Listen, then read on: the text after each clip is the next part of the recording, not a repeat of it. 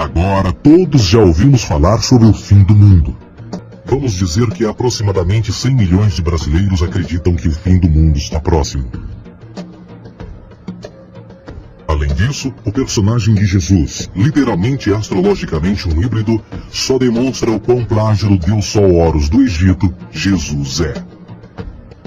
Por exemplo, inscrito há 3.500 anos atrás, nas paredes do templo de Luxor, no Egito, estão imagens da Anunciação, da Imaculada Concepção, do nascimento e da adoração a Horus. As imagens começam com o anúncio à Virgem Ísis de que ela irá gerar Horus, que Nefe, o Espírito Santo, irá engravidar a Virgem, e depois o parto e a adoração. E que é não mais do que o milagre da concepção de Jesus. Na verdade, as semelhanças entre Horus e Jesus são flagrantes.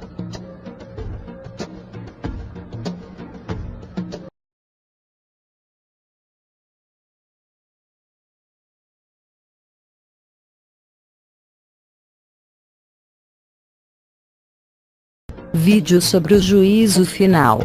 Quem é o falso profeta? O anti-messias. Existem muitos vídeos no YouTube que mostram o apocalipse. Mas de onde vem essa lenda, que assombra os evangélicos? A lenda do juízo final tem na religião o zoroastrismo. Mas também aconteceu com o deus Ra do Egito. A batalha de Horus contra seu irmão Sete. Horus era filho de Osíris do Egito. Sua mãe era a deusa Ísis. Ela oferece a poderosa proteção da Santa Mãe de Deus, uma mulher frequentemente retratada com um bebê no colo. Ela é chamada de a Rainha do Céu. É Ísis. Equinócio da primavera. Ano 200 depois de Cristo. Adoradores romanos marcham em honra da Santa Mãe de Deus. Ela é uma figura religiosa popular do Império Romano. Uma deusa sagrada conhecida como a Rainha do Céu e a Estrela do Mar. Seu nome não é Maria. É Ísis. E esse culto é um significativo rival à religião de Jesus. Uma antiga deusa egípcia. Ísis era a esposa de Osíris, rei dos deuses. Ela é retratada em entalhes, em tumbas e em pergaminhos de papiro que datam do ano 2000 a.C. Quando o Egito se tornou parte do Império Romano no ano 30 a.C., a religião de Ísis começou a se espalhar. Por volta do ano 40 depois de Cristo, o imperador romano Calígula constrói um templo para Ísis em Roma. Entretanto, Ísis é venerada por seus seguidores como a Mãe Virgem. As similaridades entre Ísis no ano 200 depois de Cristo e a Virgem Maria da Igreja Católica são incríveis. Ambas são chamadas de Rainha do Céu e de Santa Mãe de Deus. Pode ser que não gostemos de admitir, mas a iconografia mostrando Maria com Jesus no colo foi tirada diretamente do culto a Ísis no Antigo Egito, onde ela é a adorável mãe do deus Horus. A Rainha dos Céus. Ísis é a Santa Mãe de Deus. O deus Sete venceu Horus na batalha. Sete furou o olho de Horus. Então o deus Sete se torna o falso profeta do Egito, o anti-Machia. E Horus prometeu voltar antes do nascer do sol. Enquanto isso, o deus Sete reina o mundo inferior. Transformou o mundo em escuridão. Porém o mundo adorava Sete por ter derrotado a serpente Apófis, que morre e ressuscita. Apófis é a representação do caos. A grande serpente Apófis nunca morria, mas Sete venceu a serpente com um golpe na cabeça. Sete trancou a cobra no abismo, e por isso Sete seria o herdeiro do trono de Osíris.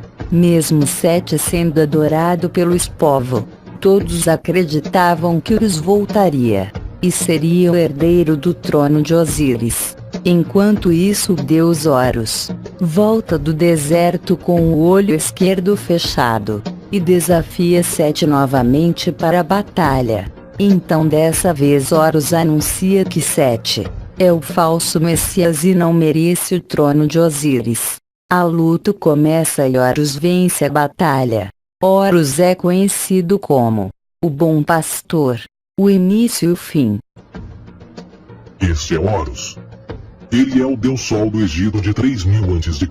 Ele é o Sol antropomorfizado e a sua vida é uma série de mitos alegóricos que envolvem o movimento do Sol no céu. Nos antigos hieróglifos egípcios conheceu-se muito sobre esse Messias solar. Por exemplo, Horus, sendo o Sol, tinha como inimigo o Deus Sete, que era a personificação das trevas ou da noite. E metaforicamente falando, todas as manhãs Horus ganhava a batalha contra Sete. E no fim da tarde, Sete conquistava Horus e o enviava para o mundo das trevas. Será importante frisar que trevas versus luz ou bem versus mal tem sido uma dualidade mitológica onipresente que ainda hoje é usada em muitos níveis. No geral, a história de Horus é a seguinte. Horus nasceu em 25 de dezembro da Virgem Isis Mary. O seu nascimento foi acompanhado por uma estrela no oeste, que por sua vez foi seguida por 3 reis em busca do Salvador recém-nascido. Aos 12 anos era uma criança prodígio nos ensinamentos, e aos 30 anos ele foi batizado por uma figura conhecida por Anup, e assim começou o seu ministério. Horus teve 12 discípulos e viajou com eles, fazendo milagres tais como curar os enfermos e andar sobre as águas. Horus também era conhecido por vários nomes como a Verdade, a Luz, o Filho Adorado de Deus, o Bom Pastor, Cordeiro de Deus, entre muitos outros. Depois de ter sido traído por Tifão, Horus foi crucificado, enterrado por 3 dias e então ressuscitou. Estes atributos de Horus, originais ou não, parecem influenciar várias culturas mundiais e muitos outros deuses encontrados com a mesma estrutura mitológica. Atis da Ferígia nasceu da Virgem Nana em 25 de dezembro. Crucificado, foi posto na tumba e 3 dias depois ressuscitou.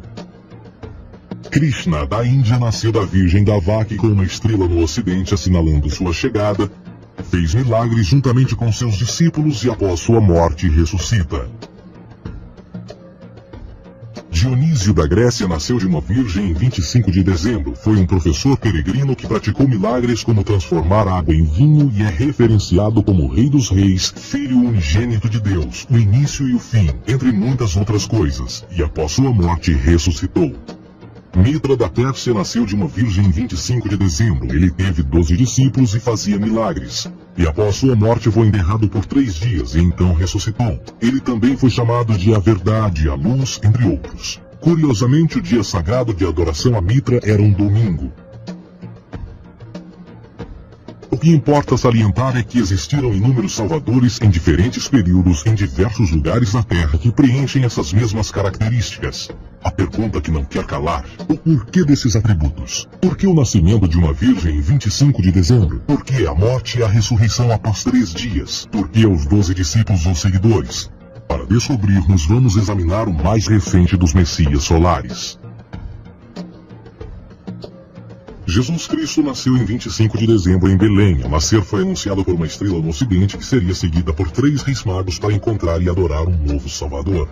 Tornou-se pregador aos 12 anos. Aos 30 anos foi batizado por João Batista e então iniciou seu ministério. Jesus teve 12 discípulos que viajaram com ele praticando milagres como curar doentes, andar sobre a água, ressuscitar mortos. Ele também é conhecido como Rei dos Reis, o Filho de Deus, a Luz do Mundo, o Início e o Fim, o Cordeiro de Deus, entre muitos outros. Depois de ter sido traído por seu discípulo Judas por 30 moedas de prata, ele foi crucificado, posto em uma tumba e após 3 dias, ele ressuscitou e ascendeu aos céus. Em primeiro lugar, a sequência do nascimento é completamente astrológica.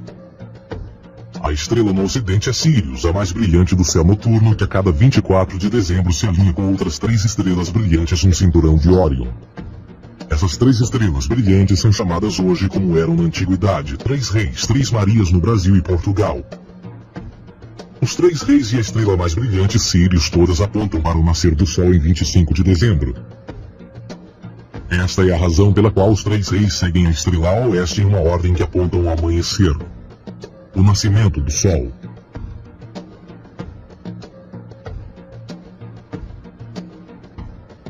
A Virgem Maria é a constelação de Virgo, também conhecida como Virgo, a Virgem.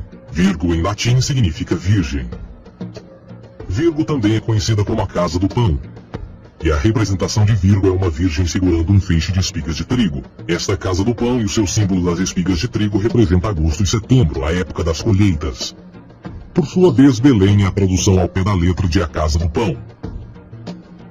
Belém também é a referência à constelação de Virgem, um lugar no céu, não na terra. Existe outro fenômeno muito interessante que ocorre em 25 de dezembro, é o solstício de inverno. Do solstício de verão ao solstício de inverno, os dias se tornam mais curtos e frios. Da perspectiva de quem está no hemisfério norte, o sol parece se mover para o sul, ficar menor e mais fraco. O encurtamento dos dias e o fim das colheitas conforme se aproxima o solstício de inverno, simbolizando o processo de morte. Era a morte do sol. Pelo 22º dia de dezembro, o falecimento estava completamente realizado e faz com que atinja seu ponto mais baixo no céu. Aqui algo curioso acontece. O Sol para de se mover por 3 dias. Durante estes 3 dias, o Sol fica pelas redondezas da constelação do Cruzeiro do Sul, ou Alfa Crucis.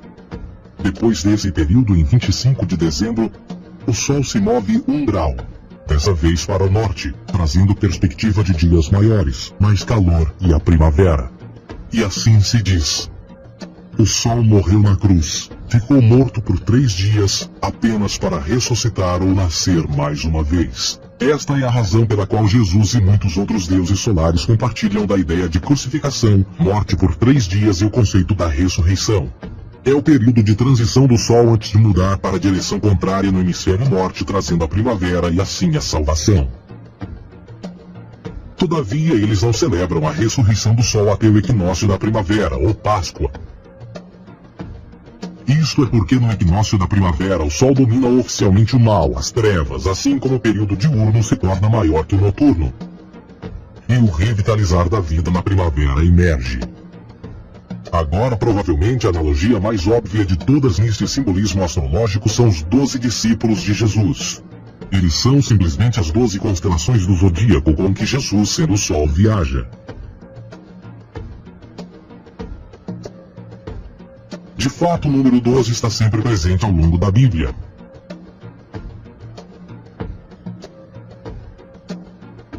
Voltando à cruz do zodíaco, o elemento figurativo da vida é o Sol.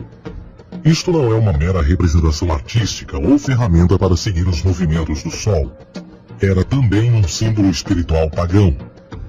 Uma logografia similar a isto. Isto não é um símbolo do cristianismo. É uma adaptação pagã da cruz do zodíaco.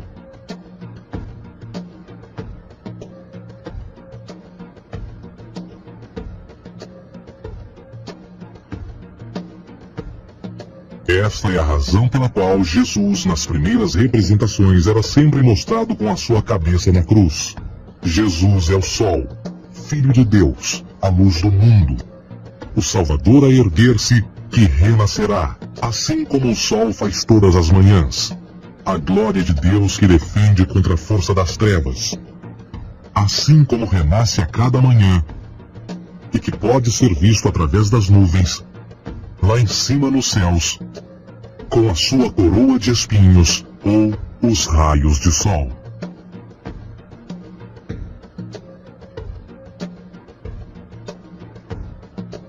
Agora, nas muitas referências astrológicas ou astronômicas na Bíblia, uma das mais importantes tem a ver com o conceito de eras.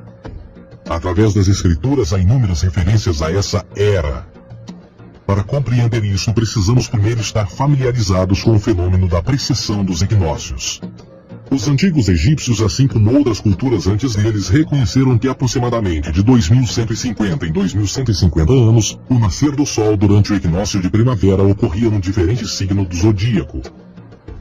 Isto tem a ver com a lenta oscilação angular que a Terra tem quando roda sobre o seu eixo.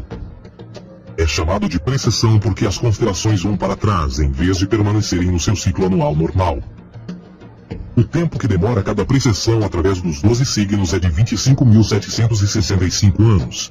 Este ciclo completo é chamado também de Grande Ano, e algumas civilizavam a Era de Aquários.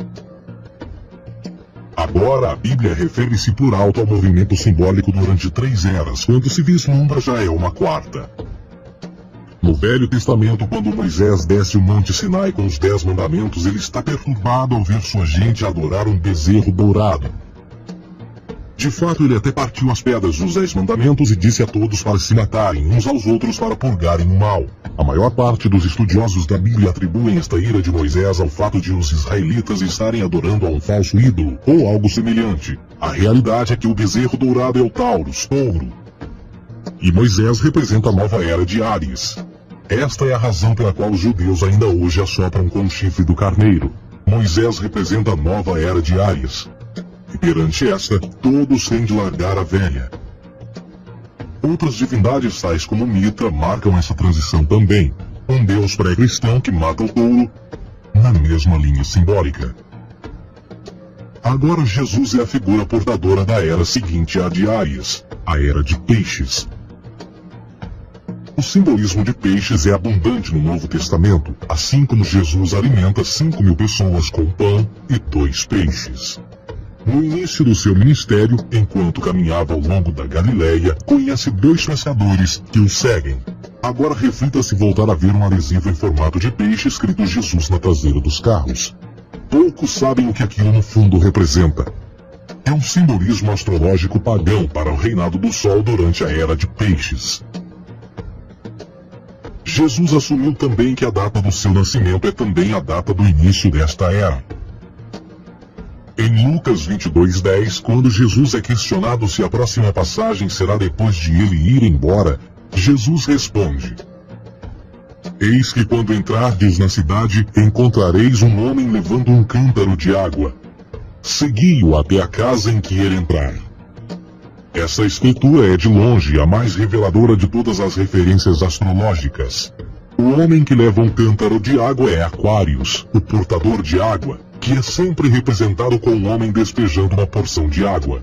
Ele representa a era depois de peixes, e quando o Sol, Filho de Deus, sair da era de peixes, Jesus, entrará na casa de Aquários, e Aquário é antes de peixes na precessão dos equinócios. Tudo o que Jesus diz é que depois da era de peixes chegará a era de Aquário.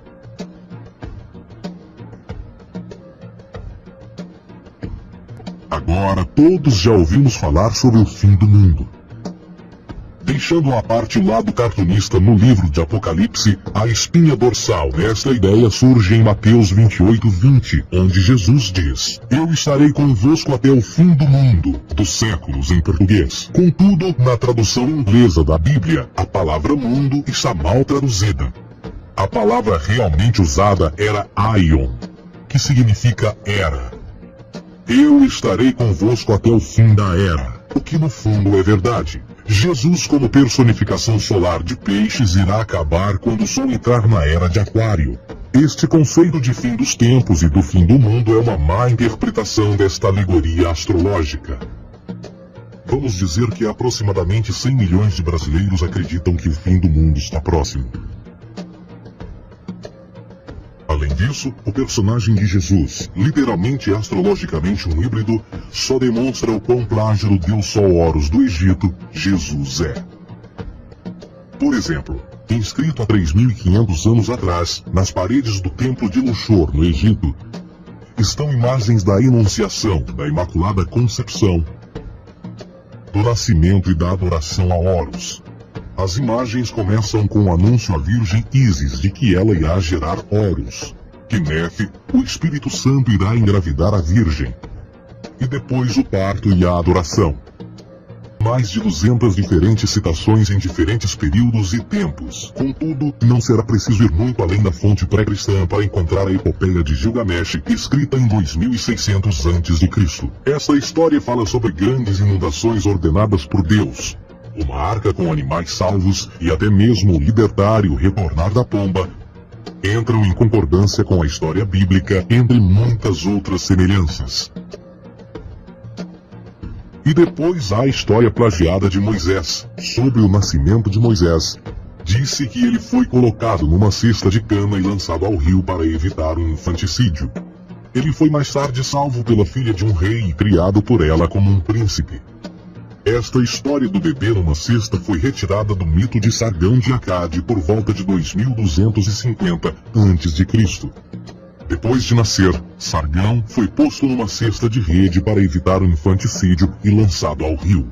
Foi depois salvo e criado por Aqui, uma esposa da realeza Acádia. Além disso, Moisés é conhecido como legislador, portador dos 10 mandamentos e da lei mosaica. Contudo, a ideia de a lei ser passada de um deus para um profeta numa montanha é também antiga.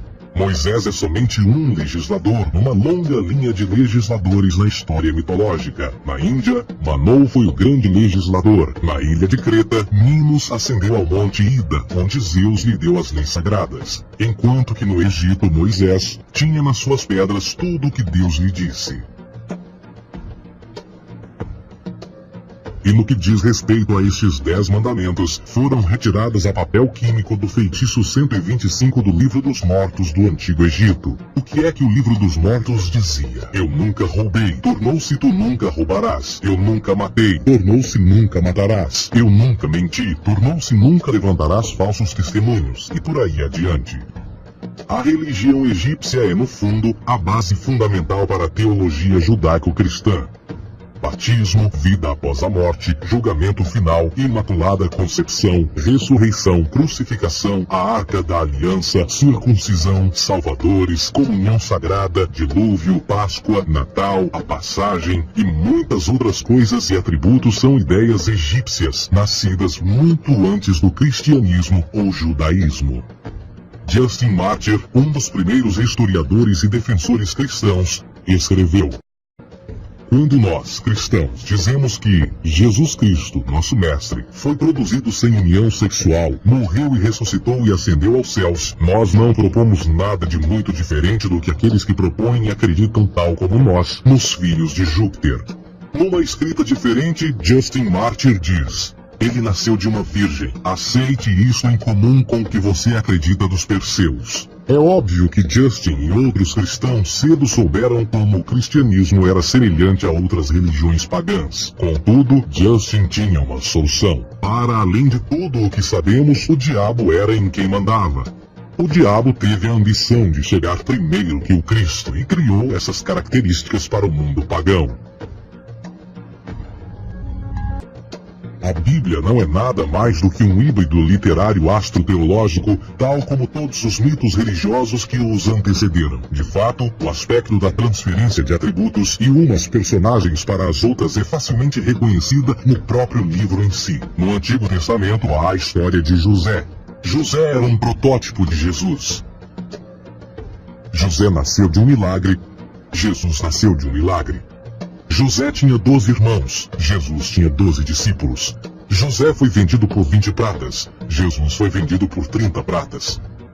Irmão Judá sugere a vinda de José. O discípulo Judas sugere a vinda de Jesus.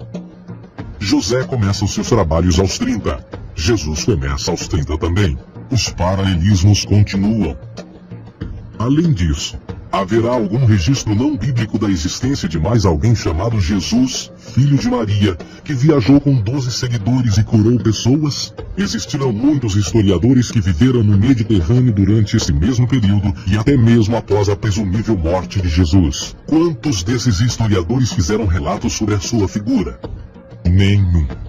Porém, para sermos justos, não significa que os defensores da existência de Jesus nunca tenham reclamado o contrário. São particularmente 4 referidos como pioneiros sobre a teoria da existência de Jesus: Plínio o Jovem, Suetônio e Tácito. Cada uma das suas máximas consiste apenas em algumas frases em que, na melhor das hipóteses, se refere a Christus ou Cristo, e que na realidade não é um nome, mas sim uma titulação. A 4ª fonte é Joséfo, cujos documentos ficou provado terem sido falsificados séculos atrás, e para infortúnio da humanidade, por muitos ainda visto como verdadeiros.